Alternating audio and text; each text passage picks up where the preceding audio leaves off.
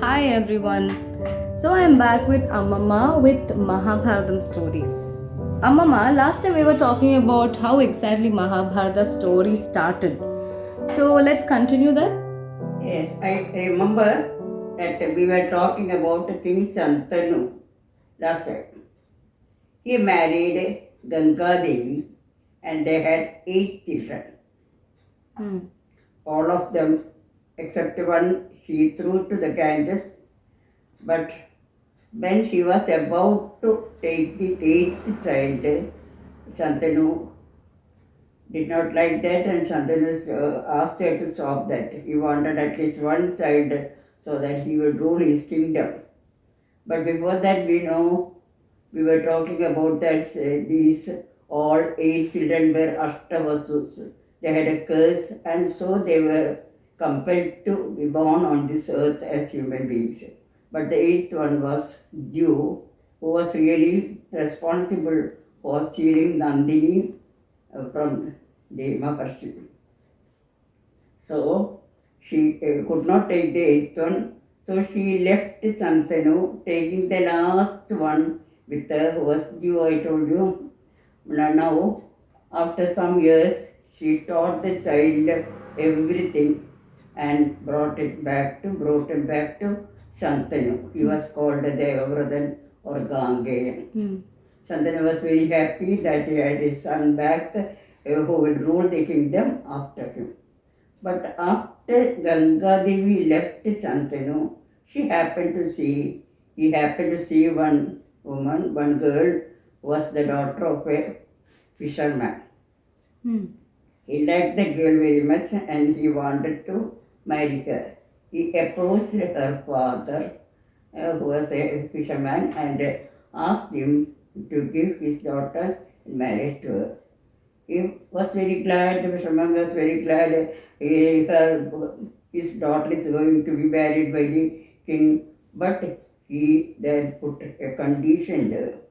The condition was that her sons, whomever happens to be her son, they should be given the kingdom, or one of them should be given the kingdom, and he should be the heir of the throne. Hmm. But Shantanu could not agree with that. Hmm. He wanted Bhishma, that the Gangeya, to be his successor. He had already promised him, he had already wanted him to be the successor for the kingdom. Hmm. But after some days, Bhishma or Devavradan, when he knew that his father was unhappy in some way, he was very sore for something, then he consulted with the minister and other people, and he knew that he wanted to marry Satyavati. Hmm. I was speaking of this last time also, and he knew what was happening. He went to Satyavati's father and told him that he would not claim for the kingdom in any way, or the throne in any way, and also one thing, that he would never marry, because if ever he had any children, they may claim for the kingdom. Yeah. So the king Shantanu was very happy and he could marry Satyavati. In Satyavati, Shantanu had 2 children Hmm. by the name Chitrangadan and Vichitravirya. Yeah. They were Shantanu died after some years, and these people were then also, they were not matured, they were not major at that time. Hmm. But Bhishma thought that Chitrangadan should be the king, because he can look after the kingdom for Chitrangadan and he may be given the throne.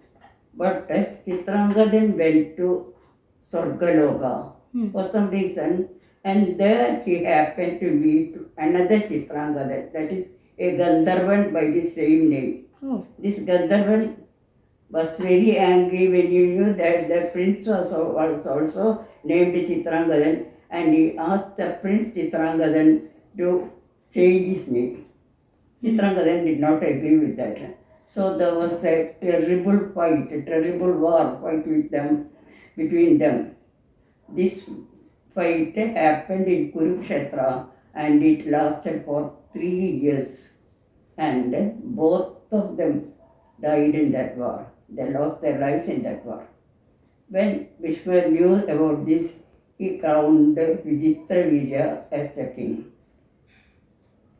And all this time Bhishma was looking after the kingdom for these two children. They were really children, they were not mature. So for Chitrangadan and Vichitraviryan also, Bhishma was looking after the kingdom. He was doing everything for the country. But these people, Vichitraviryan was growing and Bhishma thought that he should get married. At that time, King of Kachi was announcing that he was going to conduct Sayamvara for his three princes, for three daughters, Amba, Ambika and Ambalika. Vishnu thought that he may bring these three princesses to Hastinapuram so that Vichitraviryan can marry them. Yeah. So he brought them all these three, Amba, Ambika and Ambalika to Hastinapuram. But when they reached Hastinapuri, Amba, the eldest of them, told Bhishma that she had decided to marry King Salva, and they were really all much engaged and they wanted to marry each other, they were loving each other. So Bhishma let her go. If you want to marry Salva, you can go and marry him, he said. She went back to Amba, went back to Salva. But he said that Bhishma had already done a panigrahanam, that is marriage for her. He had taken hold of her hands so that he will never agree, he did not like to take her as his wife anymore. So Amba was very angry with Bhishma and she swore that she would kill him.